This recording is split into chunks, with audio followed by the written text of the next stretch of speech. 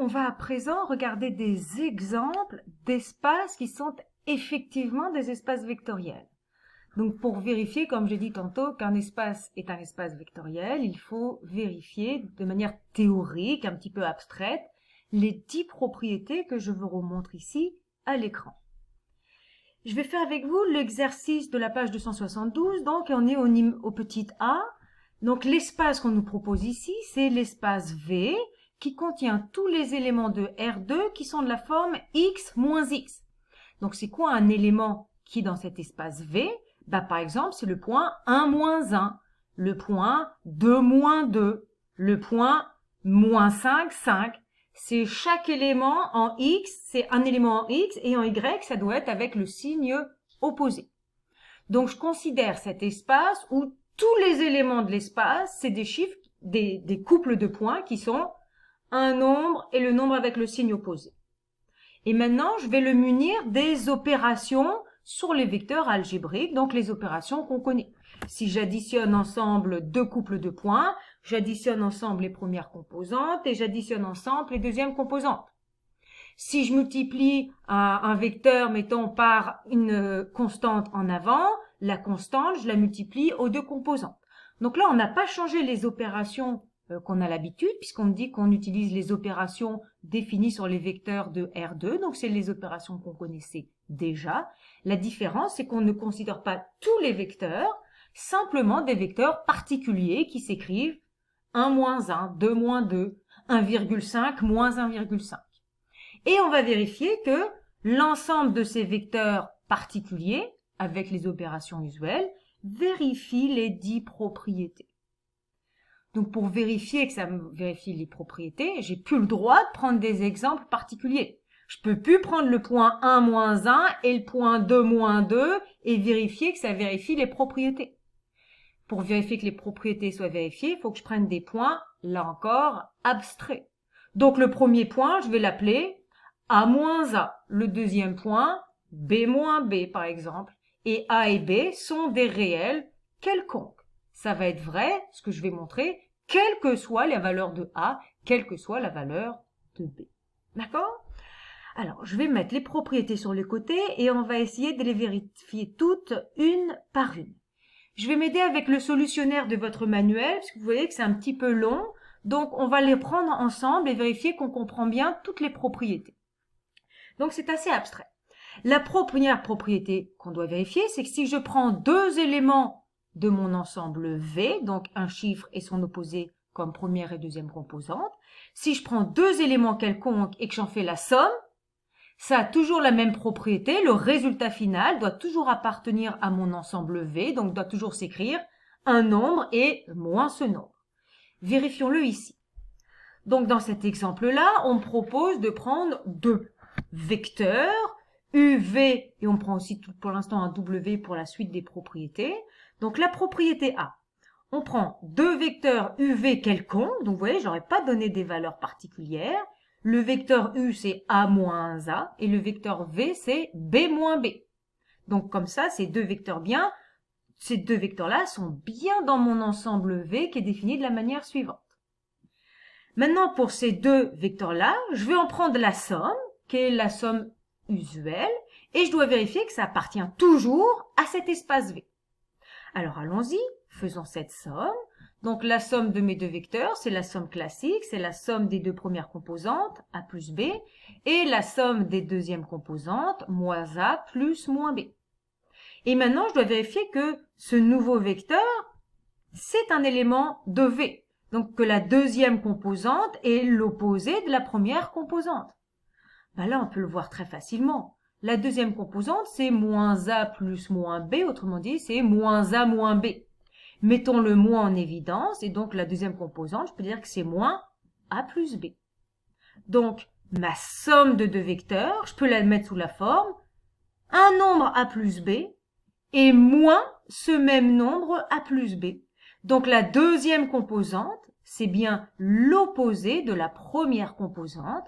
Donc, cet élément-là appartient bien à mon ensemble V. Donc, la première propriété est vérifiée. Passons à la deuxième propriété. Donc, on a les 10 propriétés à vérifier pour montrer que c'est un espace vectoriel. La deuxième propriété me dit que quel que soit le sens de la somme, je dois obtenir le même résultat. Alors, on va faire la somme et on va vérifier que je peux intervertir l'ordre. Si je fais U plus V, donc par définition, c'est le premier vecteur plus le deuxième vecteur. Rappelez-vous que vos deux vecteurs, on les a pris de manière générale. Je n'ai pas pu leur donner des valeurs. Donc, c'est ces deux vecteurs-là. Si je fais la somme, c'est A plus B et moins A plus moins B, autrement dit, moins A moins B. Évidemment, le plus que là, c'est la somme qu'on a l'habitude. Donc, A plus B, c'est aussi égal à B plus A. Moins A moins B, c'est aussi égal à moins B moins A. Je peux le mettre dans l'autre sens. Et puis après, je fais l'opération inverse, si on veut dire, qu'on a fait ici. Là, on avait la somme et on a regardé ce que ça faisait. Maintenant, on a ceci, je peux le remettre sous forme de somme. Je peux dire que ce grand vecteur-là, c'était la somme de B moins B avec A et moins A. B moins B, c'était mon vecteur V, et A moins A, c'était mon vecteur U. Donc, qu'est-ce qu'on vient d'écrire? On vient d'écrire que U plus V est bien égal à V plus U, quelles que soient les valeurs de U et quelles que soient les valeurs de V. Donc, la propriété 2 est bien vérifiée. Il nous en reste plus que 8 propriétés à vérifier. La propriété 3, je dois montrer que, là encore, c'est comme une question d'ordre. Si je fais la somme de deux vecteurs plus un premier en avant, je dois obtenir le même résultat que la somme des deux premiers vecteurs en premier et après on additionne W. Donc allons-y, partons d'un côté et vérifions qu'on peut l'écrire de l'autre forme. Donc on part d'un côté de l'égalité, par exemple U plus V plus W, et on va faire les transformations nécessaires. Donc, on remplace U par ce qu'il vaut, V par ce qu'il vaut, W par ce qu'il vaut. Donc là, j'ai une première parenthèse. Donc, n'oubliez pas les priorités des opérations. On fait d'abord ce qu'il y a dans la parenthèse. Donc là, je fais l'opération suivante. Donc, on additionne ensemble les premières composantes, B plus C, les deuxièmes composantes, moins B plus moins C. Donc, je me retrouve de nouveau avec une somme de deux vecteurs. Donc, j'additionne ensemble les premières composantes. Donc, ça va être A plus B plus C, et j'additionne ensemble les deuxièmes composantes. Moins A plus moins B moins C. Moins A plus moins B moins C. Et moi, je voudrais montrer que je pourrais l'obtenir de la façon la somme de des premiers vecteurs en premier et après le troisième vecteur. D'accord? Donc, ce que je dois faire, c'est que mon troisième vecteur, il doit être tout seul. Bon, ben d'accord. Dans cette expression-là, je vais déplacer les parenthèses. A plus B plus C, vous êtes d'accord que c'est égal à A plus B plus C. Dans les réels, quel que soit l'ordre des opérations, ça change pas le résultat. Donc là, j'ai regroupé A et B ensemble. Et pareil, je vais mettre des parenthèses plutôt autour de moins A plus moins B. Je mets moins C tout seul. Donc maintenant, ce vecteur-là, j'aurais pu l'obtenir en faisant A plus B et moins A moins B additionné au vecteur C moins C. Et puis, donc là, ça me donne cette ligne-là exactement. Et maintenant, le vecteur A plus B moins A moins B, c'est quoi? C'est exactement la somme du vecteur A moins A avec le vecteur B moins B. D'accord? Donc, on a exactement cette ligne-ci. A moins A, c'est le vecteur U, plus B moins B, c'est le vecteur V. Donc, on a fait ceci en premier, donc je les ai mis entre parenthèses, plus C moins C, qui était mon vecteur W. Donc là, on vient exactement de montrer que U plus parenthèse V plus W est bien égal à U plus V entre parenthèses plus W. C'est la propriété 3 qui est vérifiée. La propriété 4 maintenant, donc pour vérifier la propriété 4, regardez, c'est écrit en tout mot. On doit vérifier s'il existe un élément de V qu'on appelle l'élément neutre, qu'on va noter 0, tel que, regardez la propriété 4, tel que U plus 0 soit exactement l'élément U. Donc nous, on doit trouver c'est quoi l'élément O qui permet d'obtenir ceci, quel que soit le vecteur U de mon ensemble V. Donc moi, je vais prendre l'ensemble O, pas l'ensemble, l'élément O, je vais le définir comme étant 0, 0. Est-ce que cet élément 0, 0 appartient bien à mon ensemble V? Oui. N'oubliez pas, pour appartenir à V, il faut que le deuxième élément soit moins le premier élément.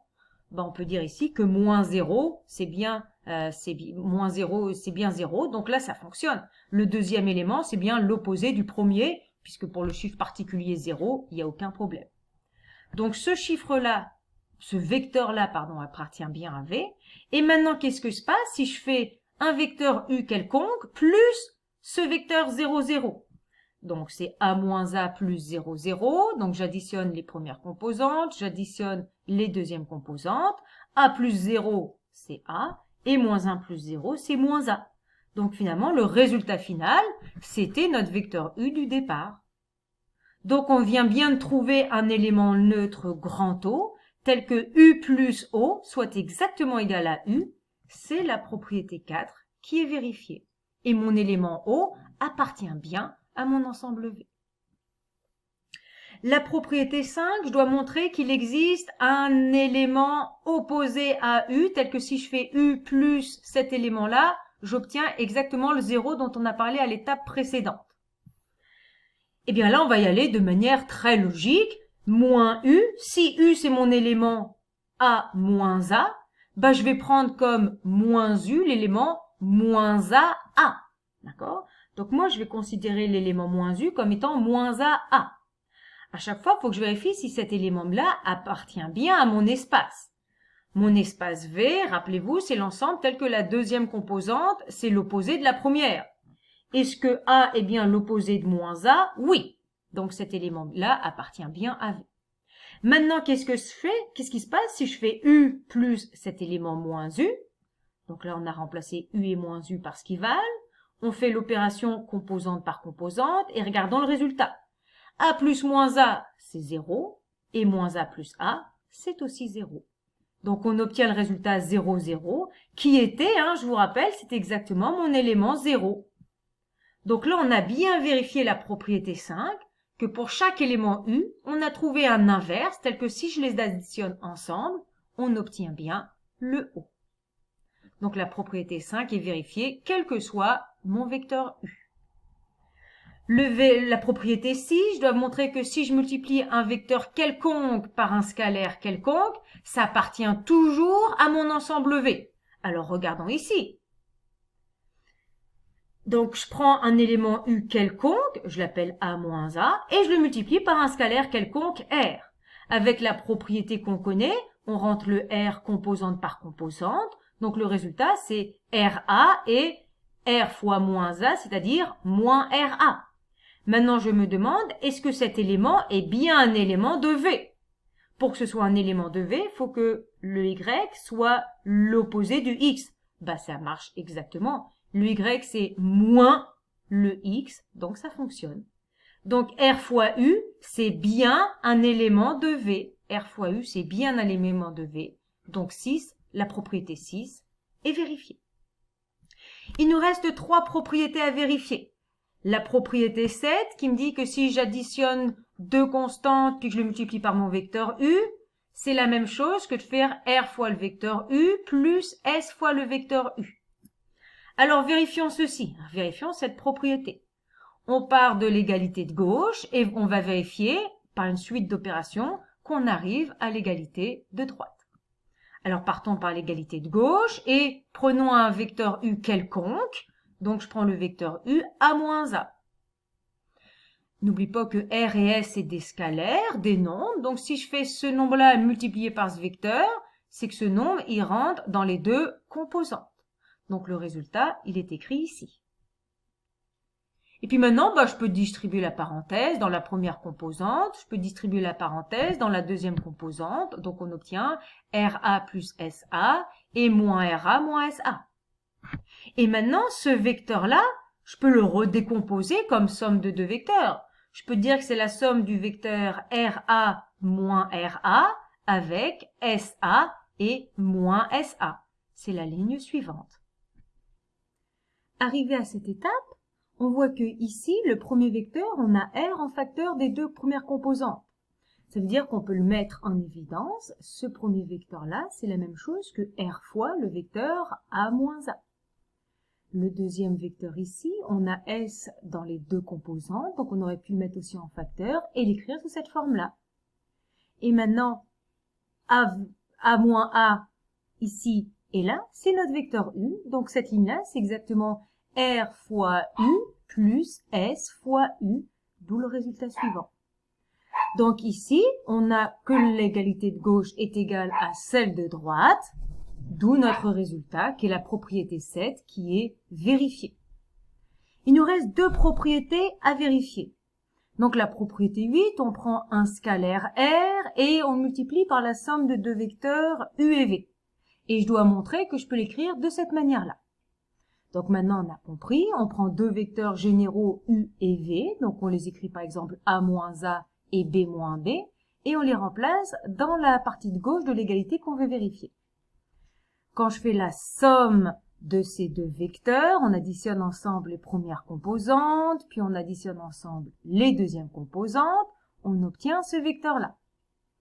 Ayant le R en facteur en avant de ce vecteur, ça veut dire que le R, on peut le mettre dans chacune des composantes, puis après on peut développer les parenthèses.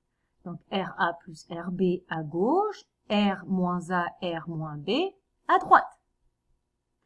Maintenant, ce vecteur-là, je vais le décomposer en somme de deux vecteurs. Je dis que ce vecteur-là, c'est la somme du vecteur RA moins RA avec le vecteur RB et moins RB ici. Donc, on l'obtient maintenant comme somme de deux vecteurs. Et ici, le premier vecteur, j'ai R dans chacune des composantes, je le sors. Et dans mon deuxième vecteur, j'ai le R en facteur des deux composantes, je le sors. Donc, j'obtiens finalement R fois le vecteur U plus R fois le vecteur V une fois que je les ai réexprimés en fonction de leur notation. Et ben voilà, on vient de vérifier l'égalité de la propriété 8, donc la huitième propriété est vérifiée. Il nous reste deux propriétés à montrer pour montrer que finalement, notre espace de départ était bien un espace vectoriel. La propriété 9, c'est celle qui a à faire avec les multiplications. Donc, si je multiplie un vecteur par S et qu'ensuite je le multiplie par R, c'est la même chose que de multiplier ensemble les deux scalaires, multiplier après par le vecteur U. Donc ça, c'est la propriété que je dois vérifier. Donc, je pars du membre de gauche et je dois vérifier par une suite de manipulations que j'obtiens l'égalité de droite. Alors, allons-y, prenons R et S deux scalaires quelconques et prenons U un vecteur quelconque qu'on met encore de la forme A moins A. Regardons ce qu'on obtient. Donc, n'oubliez pas la priorité des opérations. Je commence par ma parenthèse. S fois ce vecteur, je rentre le S dans mon vecteur. J'ai SA moins SA. J'ai de nouveau un scalaire multiplié par un vecteur, donc je rentre le scalaire dans mon vecteur. J'obtiens cette nouvelle ligne-là. Maintenant, on est comme dans les réels dont on a l'habitude, R fois S fois A. Je peux faire d'abord R fois S, puis après fois A. Donc là, je peux faire la multiplication dans le sens que je veux. Ici, toujours dans les réels, plutôt que de faire S fois moins 1 en premier, puis après R, je peux faire en premier la multiplication R fois S, et ensuite multiplier par moins 1. Arrivé à cette étape-là, je reconstate que dans les deux composantes de ce vecteur, j'ai le RS qui est en facteur. Donc, je pourrais le sortir du vecteur, et ce serait donc le vecteur RS multiplié par A moins A, pardon, pas le vecteur, la constante RS multipliée par le vecteur, ce qui me reste A et moins A. A moins A, c'est exactement mon vecteur U. Eh bien, on vient d'écrire exactement l'égalité de la propriété 9. Donc, la propriété 9 est vérifiée. Il nous reste une propriété à vérifier pour montrer que c'est un espace vectoriel, c'est l'existence d'un élément neutre, 1, tel que si je fais 1 multiplié par n'importe quel vecteur, j'obtiens toujours le vecteur de départ. Donc ici, pas de problème. Pour vérifier cette propriété-là, je prends le 1 usuel. Et si je fais le 1 usuel multiplié par n'importe quel vecteur U, je rentre le 1 dans chacune des composantes, puis 1 fois A, c'est A, 1 fois moins A, c'est moins A. Et le vecteur qu'on obtient, c'était exactement le vecteur U de départ. Donc là encore, on vient de montrer que 1 fois un vecteur U, c'était le vecteur U. Donc la dernière propriété est vérifiée. Finalement, les 10 propriétés des espaces vectoriels sont satisfaites, c'est bien la justification que l'espace V qui nous était proposé au départ est bien un espace vectoriel. Donc l'espace V qui était l'ensemble des vecteurs qui s'écrivaient un x en première composante et le même x avec un signe opposé en deuxième composante, est bien un espace vectoriel. Donc vous voyez ici, démontrer qu'un espace est vectoriel, c'est beaucoup plus technique et beaucoup plus abstrait, c'est assez long. Ce qui est important aujourd'hui, c'est que vous ayez compris ces étapes, revenez en arrière s'il faut. Je vous laisse regarder les deux autres exemples dans votre manuel où vous avez le corrigé, même si vous ne le faites pas tout seul. Je voudrais simplement que vous compreniez les étapes telles que elles sont mentionnées dans le solutionnaire. D'accord ? Donc voilà votre travail pour terminer cette partie d'espace vectoriel, c'est de refaire ensemble le numéro C et le numéro E pour montrer que ce sont des espaces vectoriels. Le E est fait en partie en utilisant le solutionnaire. Bon courage!